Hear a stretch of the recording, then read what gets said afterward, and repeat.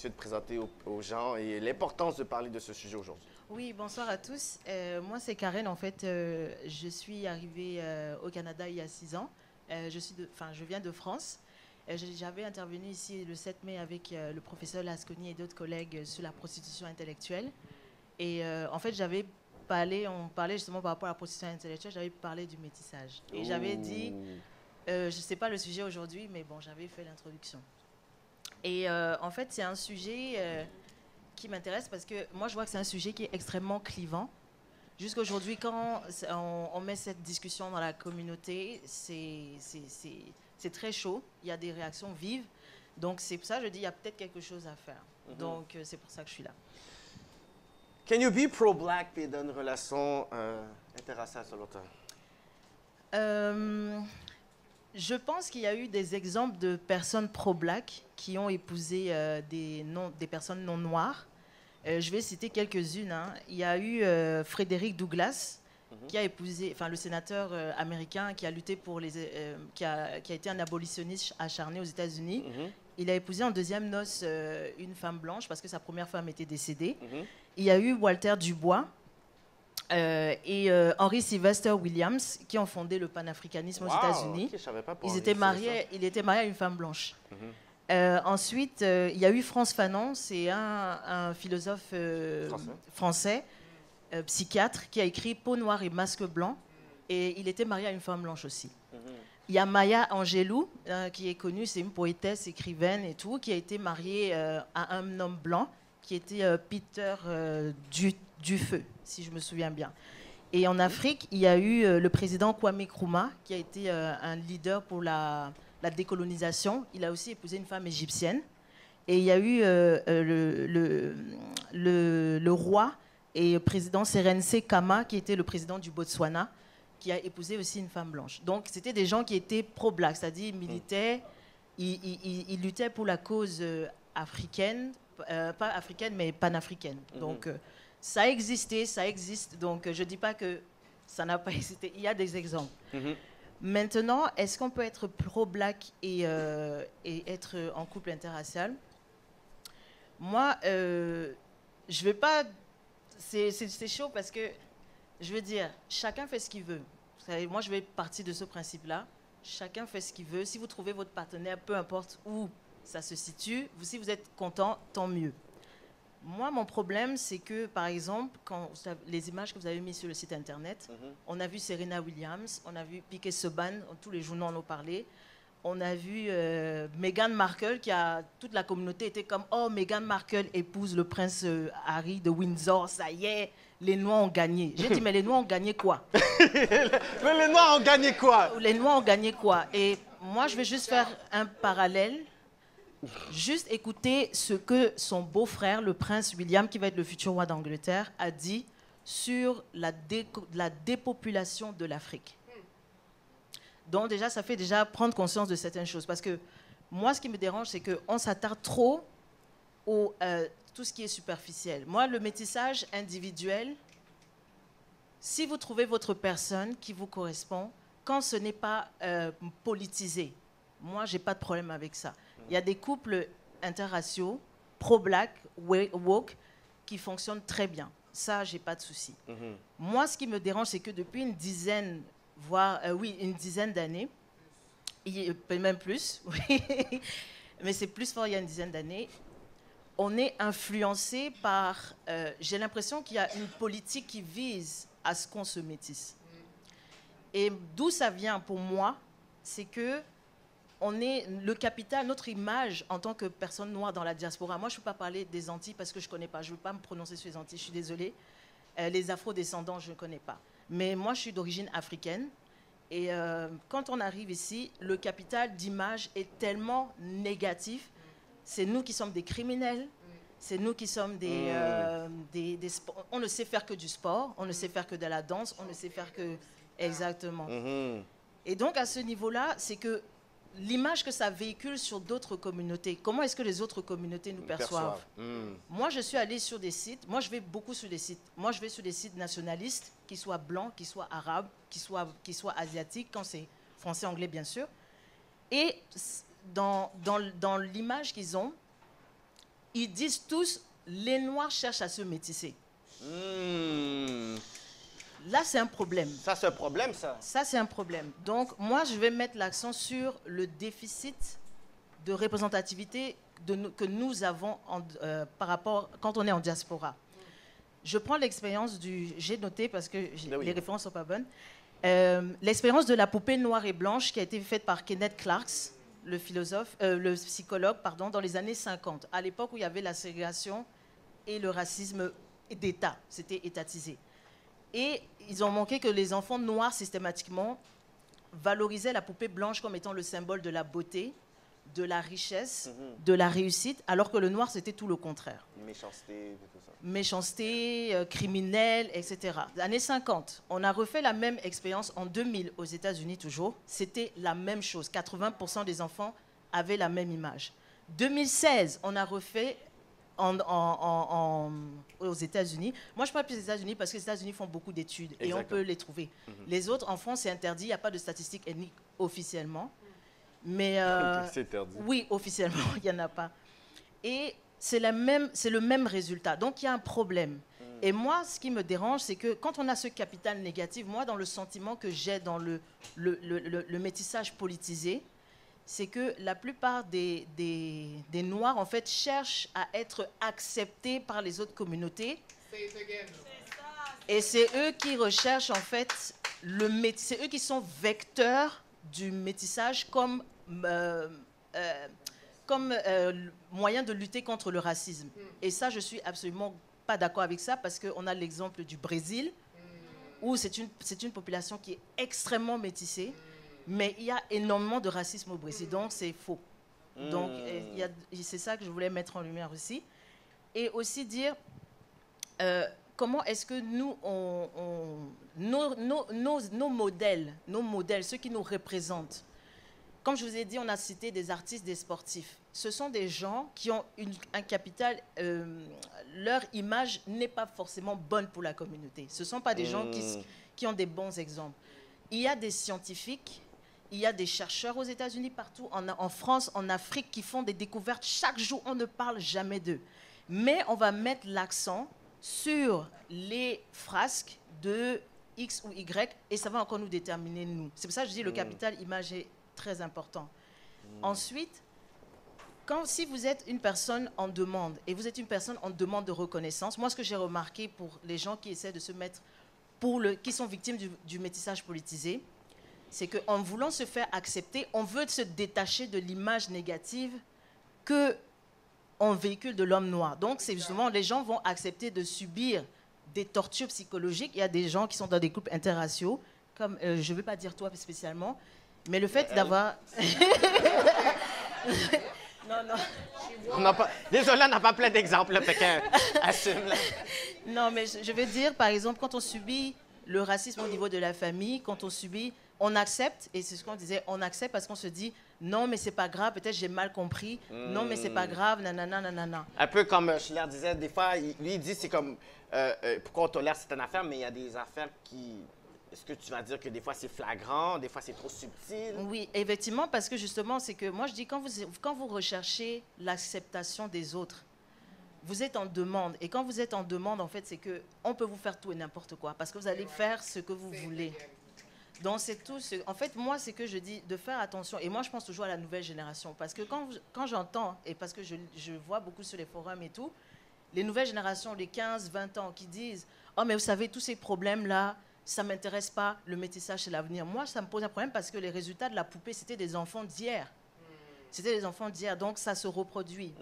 Maintenant, est-ce que le métissage va régler le problème? Moi, je dis tout simplement, en Europe, il y a une tension extrême. Et ça, les médias européens n'en parlent pas à cause des migrants qui viennent en masse en France, en Angleterre. Et les gens pensent que ça va créer la solution au problème. Moi, je pense que non. Parce qu'il y a un repli identitaire qui est extrêmement fort. Il y a un repli identitaire, désolé, qui est extrêmement fort. Et moi, j'ai peur. Si jamais il y a cette tension raciale qu'on essaie de développer qui éclate, qu'est-ce que ces enfants issus des couples interraciaux ou ces couples interraciaux, qu'ils soient woke, non woke, pro, etc., où est-ce que la personne noire qui est dedans, comment elle va se positionner. Et il faut penser à ça. Même à l'avenir des enfants, qu'est-ce que les enfants vont devenir? Si on est dans une société où tout se dégrade, où on commence à avoir des valeurs extérieures, je ne veux pas rentrer dans les détails. Par exemple, aux États-Unis, vite fait, dans les écoles, maintenant, on donne des feuilles d'identification aux enfants et on leur dit de cocher comment est-ce que vous vous représentez. Et les parents n'ont rien à dire. Donc, un enfant noir peut dire « Oh, je suis blanc.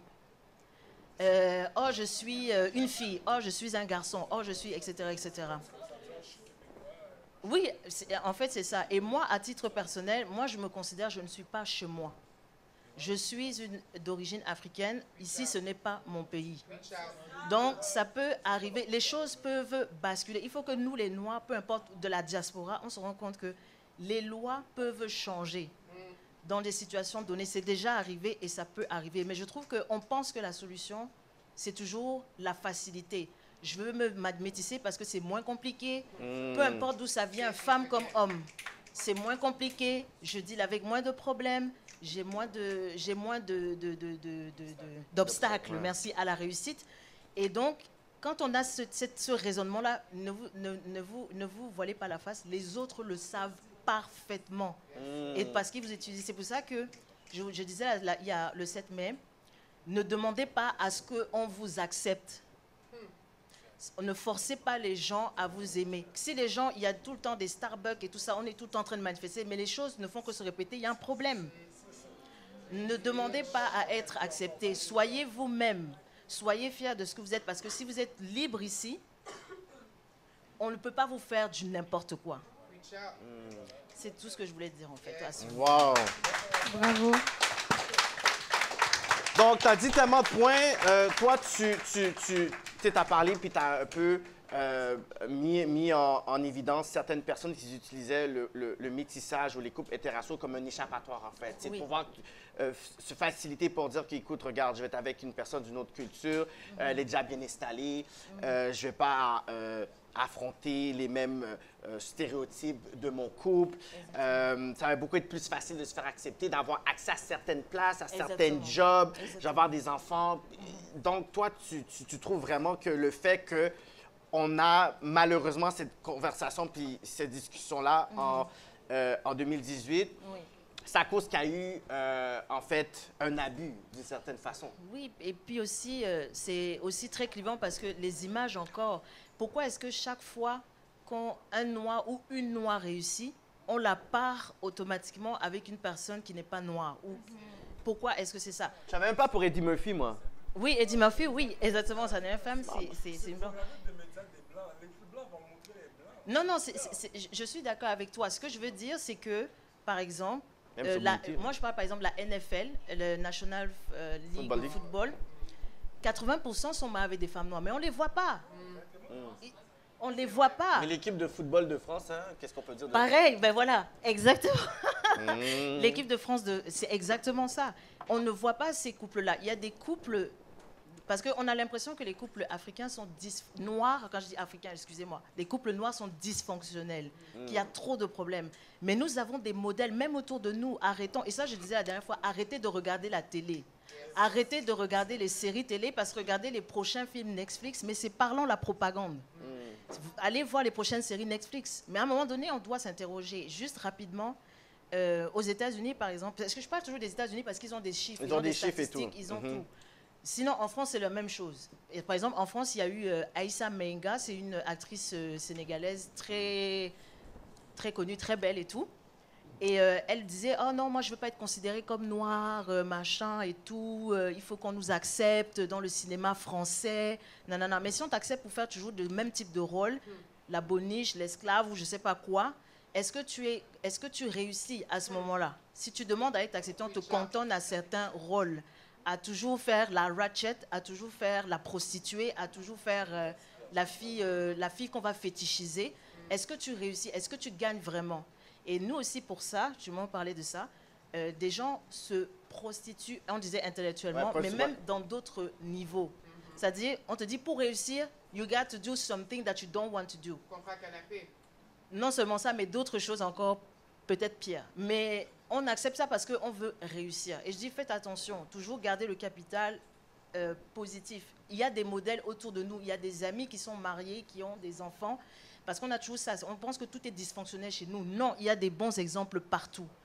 Moi, je suis arrivée ici au Canada. La première chose qui m'a frappée, et je le répéterai toujours, j'ai vu des Noirs propriétaires de leur commerce. J'ai appelé ma mère, j'ai dit, mon Dieu, je suis tellement fière. Je ne gagne rien là-dedans. Je ne suis pas propriétaire de rien. Mais ça m'a relève en tant que personne.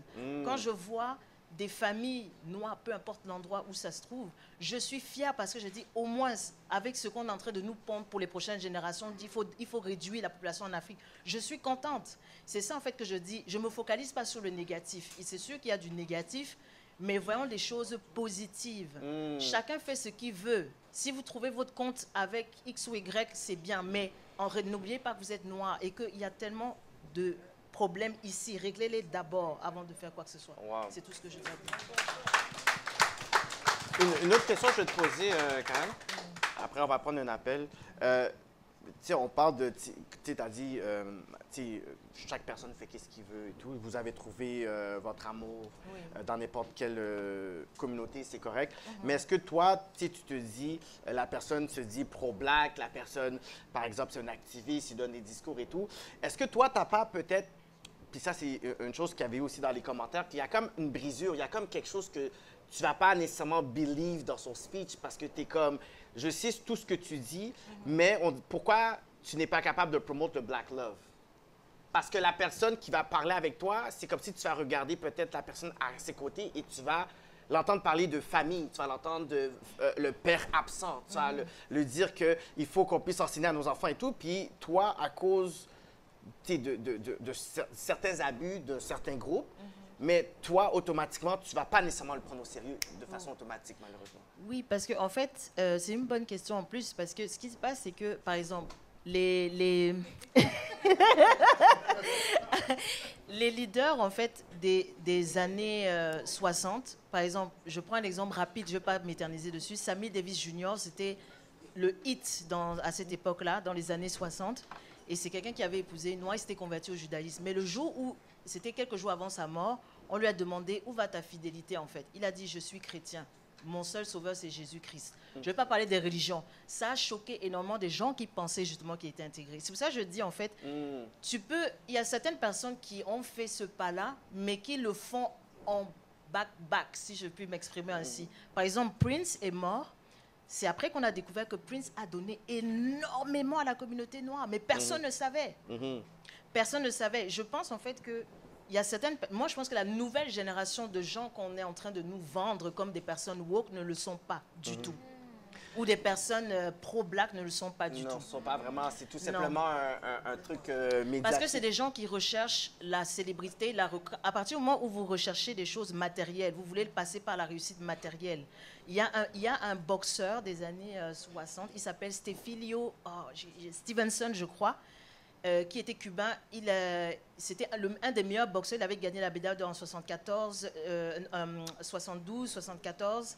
Et en 84, et quand le gouvernement américain a dit à Cuba, on ne veut plus de Cuba, Cuba est boycotté, les Américains ont essayé de le débaucher pour le prendre, dit que oui, viens aux États-Unis, on va te donner l'argent et tout. Le gars a dit non, il est mort pauvre à Cuba et il n'a jamais regretté son geste. Il a refusé de se faire corrompre.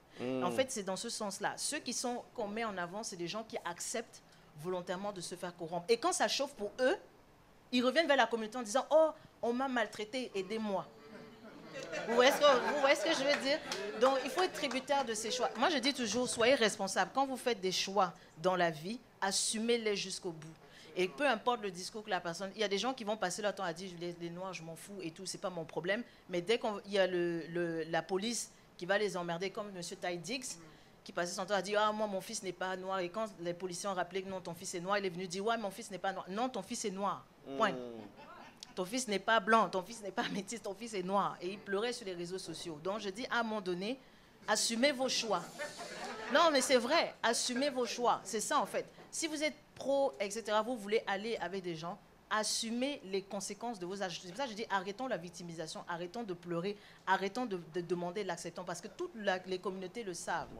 Excusez-moi, toutes les communautés le savent. Quand vous voulez vous métisser, c'est toujours difficile quand c'est noir. Hein. Si c'est peut-être blanc, ça peut passer. Si c'est peut-être arabe, bon, arabe avec le contexte international, c'est un peu difficile.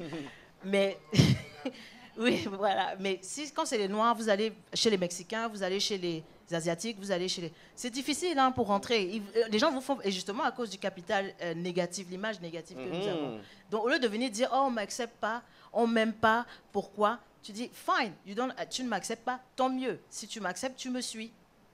Si tu ne m'acceptes pas, tant pis, je m'en fous de ce que tu penses. Parce que les autres communautés, spécialement la communauté asiatique, elle est spécialisée pour ça. Elles s'en foutent que vous l'aimiez ou que vous ne l'aimez pas. Il est temps que nous, on commence à réagir comme ça.